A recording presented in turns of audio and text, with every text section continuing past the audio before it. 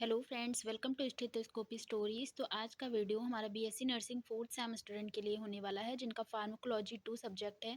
तो ये हमारा फार्माकोलॉजी 2 का यूनिट 4 का टॉपिक है, जो कि है drugs for infertility and medical termination of pregnancy. तो चलिए स्टार्ट करते हैं। तो सबसे पहले स्टार्ट करते हैं इनफर्टिलिटी से। तो इनफर्टिलिटी क्या होता है? It is defined as inability to conceive after 12 month of unprotected sexual intercourse with average frequency of 2 to 3 times per week. मतलब इनफर्टिलिटी क्या होती है कि जब एक वुमेन जो होती है वो कंसीव नहीं कर पाती, ठीक है? तो उसे ही हम क्या बोलते हैं? इनफर्टिलिटी। मतलब वो सेक्सुअल इंटरकोर्स कर रही है 12 मंथ तक, ठीक है? फिर भी क्या है, उसका जो है वो कंसीव नहीं हो पा रहा है बेबी, तो उसको क्या बोलते हैं कि इनफर्टिलिटी बोलते हैं। इनफर्टिलिटी जो होती है वो 2 टाइप्स की होती है। एक होती है हमारी primary infertility and second one होती है हमारी सेकेंडरी इनफर्टिलिटी। प्राइमरी इनफर्टिलिटी क्या होती है कि जो कपल है हमारे, the couple has never had pregnancy और हैज़ नेवर प्रोड्यूस्ड और गेस्टेशन। मतलब जो कपल हैं वो क्या है, उन्होंने कभी भी प्रेगनेंसी इंड्यूस नहीं करी है, कभी हुई ही नहीं, कंसीव ही नहीं हुआ है, तो वो क्या होता है? प्राइमरी इनफर्टिलिटी होती है। एंड सेकेंडरी इनफर्टिलिटी क्या होती है कि women have been pregnant previously regardless of the outcome. मतलब क्या है कि पहले उसने कंसीव किया था, लेकिन अब क्या है, उसका कंसीव नहीं हो पा रहा है, ठीक? तो वो क्या होती है हमारी secondary infertility, but now she is not able to conceive again, ठीक है?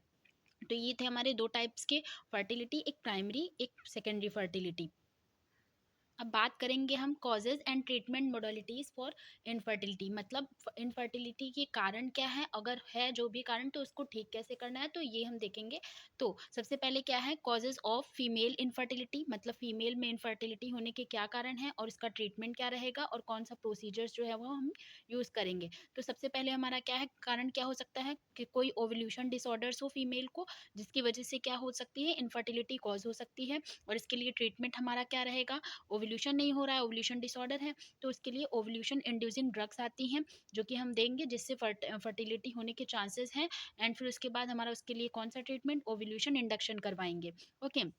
दूसरा हमारा कौन सी कारण हो सकते हैं, एक हमारा सर्वाइकल म्यूकस प्रॉब्लम है, ठीक है? सर्वाइकल में म्यूकस के प्रॉब्लम की वजह से क्या हो सकता है कि वो इनफर्टिलिटी हो सकती है। एंड जिसमें हमारा इसके लिए ट्रीटमेंट क्या करेंगे, करेंगे हमारा इंट्रा यूटेराइन इंसेमिनेशन, ठीक है? मतलब आर्टिफिशियल इंसेमिनेशन करवाते हैं। जो स्पर्म होता है उसको आर्टिफिशियली, मतलब वजाइना में इंसर्ट किया जाता है, ठीक है? तो ये क्या होता है, आर्टिफिशियली इंसेमिनेशन ऑफ डोनर। जो भी डोनर होगा उसको आर्टिफिशियली इंसेमिनेट करवाएंगे and artificially insemination of husband, ठीक है? तो ये मेथड था इसका। तीसरा हमारा होता है, क्या कारण हो सकता है, हाइपर प्रोलैक्टिनेमिया। मतलब ब्लड में प्रोलैक्टिन का लेवल जो है वो बहुत इंक्रीज होने की वजह से भी क्या हो सकती है, इनफर्टिलिटी कॉज हो सकती है। और इसके लिए हम क्या ट्रीटमेंट करेंगे, प्रोलैक्टिन सप्रेसिंग एजेंट्स देंगे, ठीक है? जो कि हमारे क्या है, प्रोलैक्टिन लेवल को कम करेगी, तो फर्टिलिटी इंक्रीज होगी, ठीक है? ब्रोमोक्रिप्टीन और कैब्री गोलिन, इसमें जो ड्रग्स हैं हमारी आती हैं। तो बात करें ट्रीटमेंट फॉर इनफर्टिलिटी, मतलब क्या ट्रीटमेंट करेंगे। तो जैसा कि अभी हमने बताया कि हम ओव्यूलेशन इंडक्शन ड्रग्स देंगे, तो ओव्यूलेशन इंडक्शन ड्रग्स में हमारी कौन सी आती है, क्लोमिफेन सिट्रेट आती है, ठीक है? तो क्लोमिफेन सिट्रेट जो है वो हमारी ओव्यूलेशन इंडक्शन की ड्रग होती है। मतलब ये ओव्यूलेशन में हेल्प करती है। तो ये कैसे वर्क करती है, इसका मैकेनिज्म ऑफ एक्शन की बात करें तो ये क्या होती है, एंटी एस्ट्रोजेनिक होती है। मतलब ये एस्ट्रोजन को ब्लॉक करने का काम करती है, which block the estrogen receptor in hypothalamus.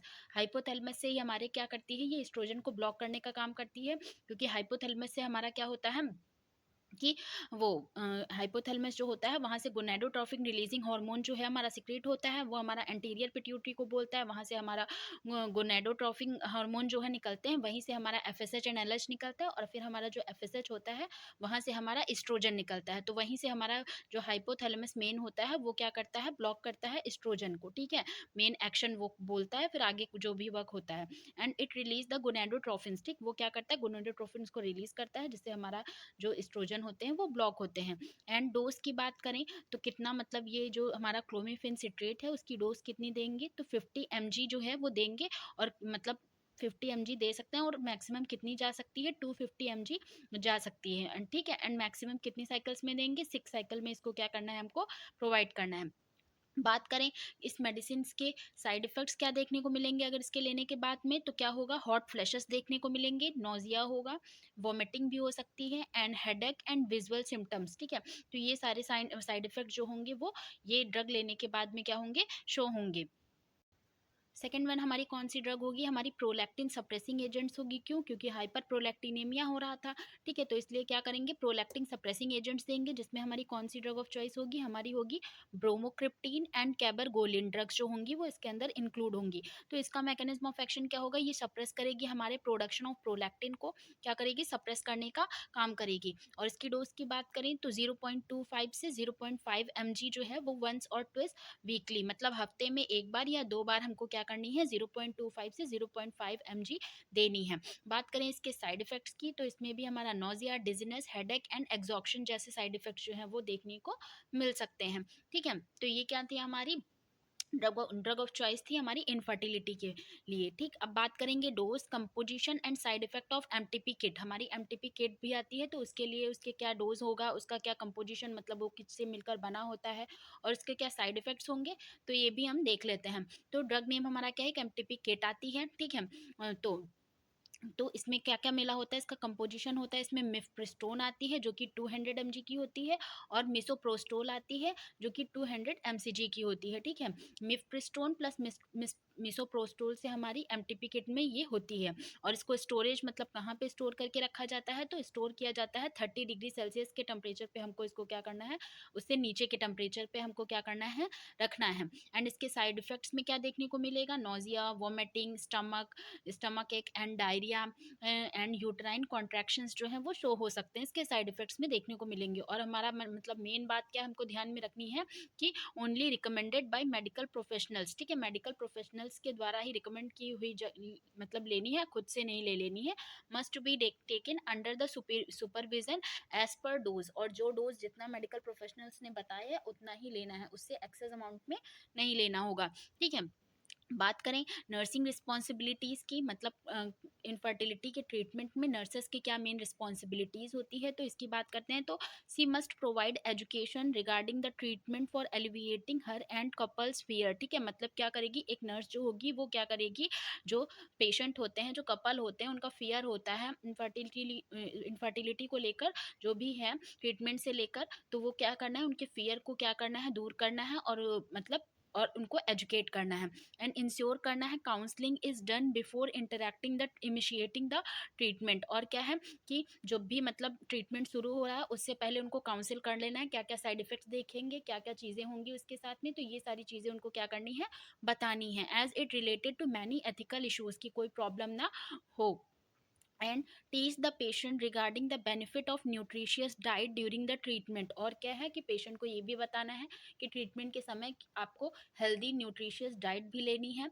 ठीक है, एंड क्या है, provide psychological support to the couple to remain thoughtful. ठीक है, और क्या है, उन्हें साइकोलॉजिकल सपोर्ट भी जो है वो प्रोवाइड करना है, इमोशनल सपोर्ट भी प्रोवाइड करना है। ठीक है, तो ये नर्सिंग रिस्पॉन्सिबिलिटीज़ थी। तो अब बात करते हैं मेडिकल टर्मिनेशन ऑफ प्रेगनेंसी। हमारा एमटीपी एक्ट आया था 1971 में, जो कि हमारा क्या है, इंडिया में, in India the abortion was legalised by MTP act 1971। India में क्या था, जो अबॉर्शन जो था वो लीगल किया गया 1971 में इनके एक्ट के through, and has been reinforced in the year April 1972। और ये क्या हुआ, मतलब रेनफोर्स, फोर्स में कब आया, काम करना इसने कब स्टार्ट किया, अप्रैल 1972। लागू तो हुआ हमारा 1971 से, लेकिन हमारा इसने काम करना शुरू किया अप्रैल 1972 से। हमारा क्या है, अब ये जो हमारा ठीक है, तो the MTP act launched in year 2021। MTP act जो था वो 2021 में क्या हुआ, लॉन्च हुआ। It is deliberation of abortion by a registered medical practitioner in the interest of mother's health and life is protected by the MTP. ये क्या था कि ये मतलब डेलिब्रेट किया गया था कि एक अबॉर्शन जो होगी वो एक रजिस्टर्ड मेडिकल प्रैक्टिशनर्स के द्वारा ही क्या होगा, अबॉर्शन किया जाएगा। और वो किस पे बेस होगा, अगर मदर की हेल्थ के लिए है, मतलब अगर मदर की हेल्थ नहीं अच्छी है तो उसके लिए उसके इंटरेस्ट पे बेस होगा कि वो मतलब अबॉर्शन किया जा रहा है या नहीं। ठीक है, फिर इंडिकेशंस देखेंगे कि कब कब मतलब ये एमटीपी जो है वो परफॉर्म करी जा सकती है। ठीक है, तो अगर मदर को कार्डियक डिजीज है तब, क्रोनिक ग्लोमेरुलोनेफ्राइटिस की प्रॉब्लम होगी, या मैलिग्नेंट हाइपरटेंशन होगा, या सर्वाइकल और ब्रेस्ट मैलिग्नेंसी होगी। ठीक, तो इन सब कंडीशंस में क्या होगा, अबॉर्शन जो होगा वो परफॉर्म किया जाएगा। या एपिलेप्सी या साइकेट्रिक इलनेस होगी, या डायबिटीज मेलाइटस विद रेटिनोपैथी होगी, या इंट्रैक्टेबल हाइपर एमिसिस ग्रेविडेरम की कंडीशन। ये सारी कंडीशंस में क्या करा जाएगा, जो हमारा एमटीपी एक्ट जो है वो इसके लिए मेन लागू किया गया कि इन सब प्रॉब्लम्स में ये जो है वो परफॉर्म कर सकते हैं। ठीक, रिकमेंडेशंस की बात करें तो इन द रिवाइज्ड रूल, एक रिवाइज्ड रूल आया, a registered medical practitioner is qualified to perform an MTP provided, मतलब एक जो रजिस्टर्ड मेडिकल प्रैक्टिशनर्स है वो क्या कर सकती है कि एमटीपी एक्ट को क्या कर सकती है, परफॉर्म कर सकती है। And one has assisted in at least 25 MTP in an authorised centre and having a certificate, और कब कर सकती है, मतलब उसने 25 एमटीपी को क्या किया हो, असिस्ट किया हो, जो भी मतलब रजिस्टर्ड मेडिकल प्रैक्टिशनर है उसने क्या हुआ, क्या किया हो, 25 एमटीपी जो है वो असिस्ट करी हो, और उसके पास क्या होना चाहिए, सर्टिफिकेट भी उसका होना चाहिए, तब वो कर सकती है। And one has got 6 months house surgeon training in ओबीजी, या फिर मतलब 6 मंथ का उसके पास क्या हो, ओबीजी में वो क्या बोलते हैं, सर्टिफिकेट होना चाहिए ट्रेनिंग का, तो वो कर सकती है। And one has got diploma और डिग्री इन ओबीजी, या ओबीजी में उसकी क्या हो कि डिप्लोमा हो या डिग्री हो, तो फिर क्या कर सकती है, वो ये परफॉर्म कर सकती है। ठीक है, तो ये था हमारा medical termination of pregnancy act, और ये टॉपिक हमारा यहीं पे ख़त्म होता है। ठीक है, तो आशा करती हूँ आप लोग को वीडियो अच्छी लगी होगी। वीडियो अच्छी लगी हो तो लाइक करें, कमेंट करें, शेयर करें एंड चैनल को सब्सक्राइब करें। Thank you.